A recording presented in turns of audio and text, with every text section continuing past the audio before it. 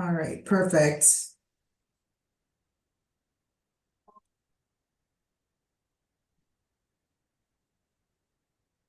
All right, I'm just going to share my screen.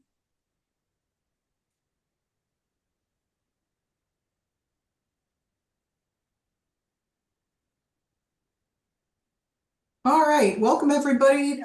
Today we are presenting on preparing for orientation. Welcome to UB. Let me just advance to the next slide. My name is Helene Tavano. I am the Assistant Director for Academic Advisement. I'm going to have my two colleagues introduce themselves. Myra. Hi, my name is Mayra Lopez Perez. I am one of the Senior Academic Advisors here at SEAS. Hey everyone, Erin McDermott, Assistant Dean for Undergraduate Advisement. Welcome. The three of us are all part of the Academic Advising Center, where you will come for all of your academic advising throughout your 4 years with us. In today's presentation, just to go over the agenda a bit, we have our introductions. We are going to go over the advisement and orientation form, which is a really important form that you'll fill out if you haven't already done so. You will be able to go back in to make edits to it, to add information if you've left anything out. I'll be going over that in just a few minutes. We'll go over the importance of your to-do list and the holds that may be on your account and why it's important to remove those holds as quickly as possible. We'll go over your registration, the Math Readiness Assessment or MRA. We'll briefly touch on the pathways. The pathways presentation is going to be upcoming in July, so we'll tell you more about that and give you the date for when that is going to be. And then at the end, we're going to schedule some question and answer time. At this time, I'd like you to make sure that you have something to write with or take notes on. The chat feature is disabled for this presentation. However, at the end, we would like you to ask all the questions that you have. So we'll stop the recording at the end of our presentation, and then we'd like you to ask questions, which I'm sure you have a lot of. So I mentioned the advisement and orientation form. The reason that form is so critical is it provides us at the Advisement Center information regarding any college credit that you may have taken, any AP exams, any CLEP exams, and that gives us an idea of how you will be placed in your first semester at UB. So it's really important that if you've taken any dual entry credit or taken a recent AP exam, maybe you're waiting for results from those, that you list those on your advisement and orientation form. So we'll use that to help create your first schedule. And some of you may already have your first schedule. We like to have this form in place because your transcripts might take a little while to receive from whatever college, university, or exam credit from the College Board that you might have. So this helps us a lot getting you prepared early.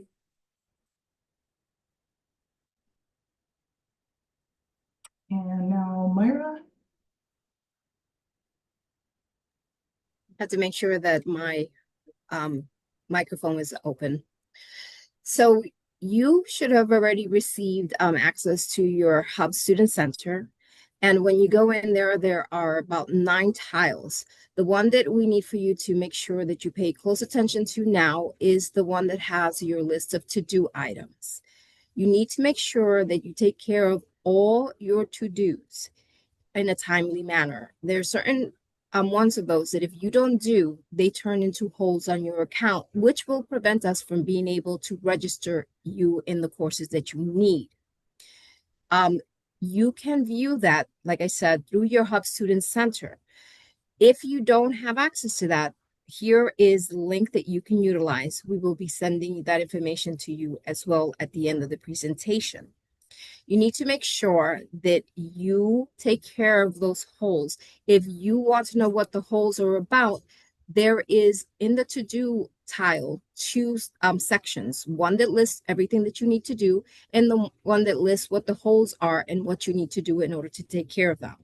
I want you to keep in mind that while all holes lead to something that you need to do, not everything that you are required to do will lead to a hole, but they will prevent us from being able to register you. So please make sure that you keep an eye on those and that you're taking care of them in a timely manner. So when I was talking about taking care of holes, like I said, you can view those in your Hub Student Center. As long as you click into the to-do tile, you can then click on the hole tile and it will show you what each of them involves. And it will also help you decide how you need to take care of them. For instance, if it's an immunization hole, that just is going to need for you to take care of submitting all your immunization records, okay? You also might find holes when you have to update your personal profile information. That will require you going through 7 steps in order to make sure that you provide all the information that we need. That is going to include emergency contact information. So once you have completed each hole, I'm going to tell you that the system is just going to boot you out to the beginning and you just have to click back in to make sure you take care of all holes on your account. Remember, if your holes aren't cleared, we will not be able to register you.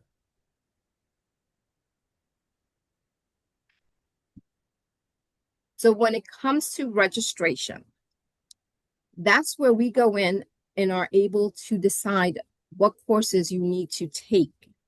If you have among your list in your orientation form that you took AP courses or dual enrollment, more than likely we're going to need to have a conversation with you. If that happens, once you take care of all your to-dos and all your holes and submit your orientation form, you're going to be receiving an email from your assigned academic advisor. That is for you to come in and have a conversation with us so we can understand what courses you've taken and what you expect to come in. Once we have that conversation, we will discuss with you what our recommendation is going to be for your first semester registration. Just to keep in mind, if you have not taken a pre-calculus course or you haven't taken any calc courses, we're going to need for you to complete the math readiness assessment. This is the only way for us to know that you are Calc 1 ready. The sooner you take it, the better. You're going to have 2 chances to take it. In fact, let's go to the next slide.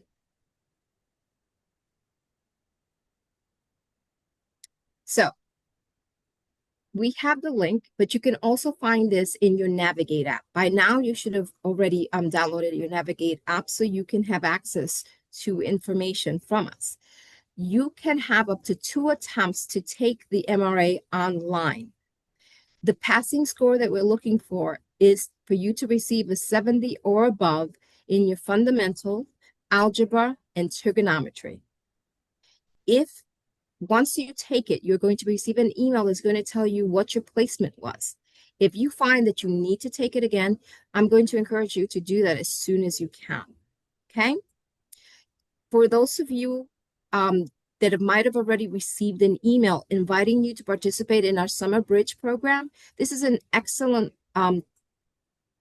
resource for those of you that probably took calc or your pre-calc a little while ago and you just are probably nervous about how you're going to be doing.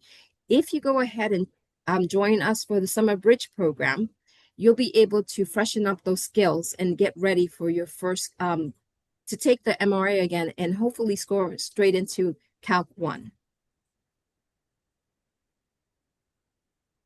If you don't, I almost forgot. If you don't, if you're not successful in your 2 attempts, there is an opportunity to take it in person. And you can do that while you're here with us at orientation. So I'm going to encourage you to try to take that MRA prior to orientation. So if you need to take it here in person, you'll be able to do that.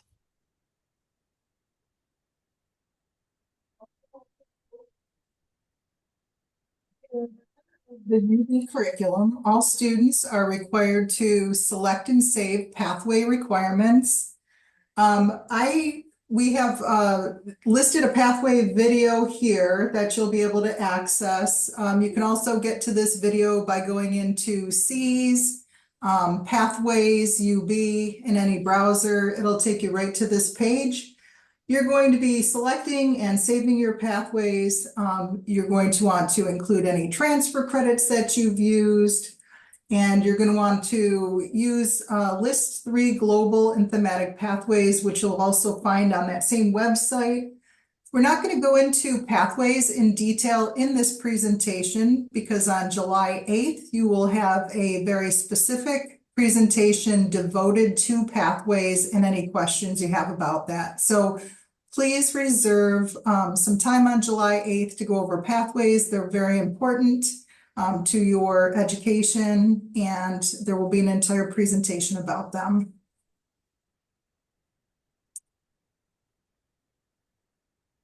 Myra?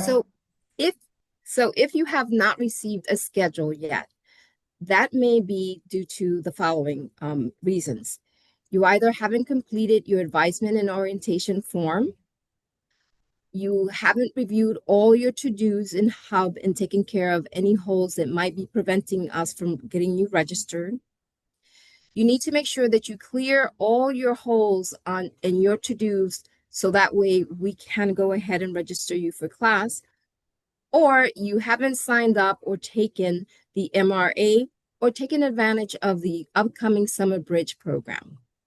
Once you've completed all that, you will be receiving an email letting you know that your schedule is ready for you to view, or an email inviting you to come in and schedule an appointment with your assigned academic advisor to discuss your courses for your fall semester.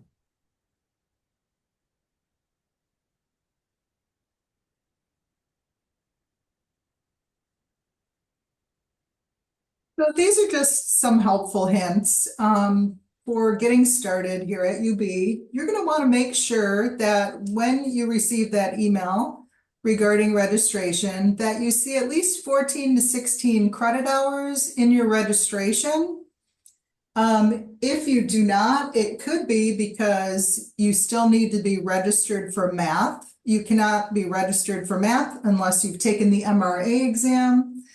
So please take a look at your schedule once you've received it. The directions were on that registration screen where you just go into Hub, go into Manage Classes, and then click View My Classes. Another helpful hint is during the on-campus registration, it's a good idea to take a look at your schedule and make a trip around campus where you go from course to course just to see how the time works out for you. So you have a familiarity with where your classes are being held. So you see that you can get from one place to another. I think it cuts down on a little bit of the stress that you might have, not being familiar with the campus, gives you a little bit better idea of where things are and how to navigate. And last but not least, really, really, maybe the most important thing, make a friend during orientation. It's really difficult for some people to put themselves out there and meet new people, but this is a time for you to really go that extra effort and make a friend. Making a friend during orientation gives you a connection to the university, and that always leads to more success in the long run. Just so you know, you can actually use your GPS app on your phone on campus. I do it all the time. I get lost very easy, and I can find my way by using the GPS. So we talked about several presentations that are upcoming. So this is the information that you're going to see. For July 1st, we have information for international students. It's going to be led by our colleague Amanda, and that is scheduled for 8 a.m. July 8th is the UB curriculum, and it's going to be focusing on pathways, and that's going to be handled by our other colleague, Allison. July 29th, we have strategies for success, tutoring and academic support, and that's going to be handled by our other colleague, Eric. August 5th, we're going to be talking about how to find an on-campus job, and that's going to be held by Holly Justice and Dave Ferris from our Career Design Center. August 12th, we have Connect with Mentoring. So by then, you'll also know who is going to be facilitating that discussion.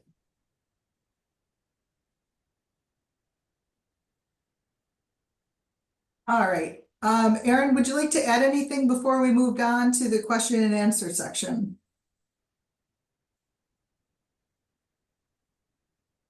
Okay, we can turn off the recording feature now.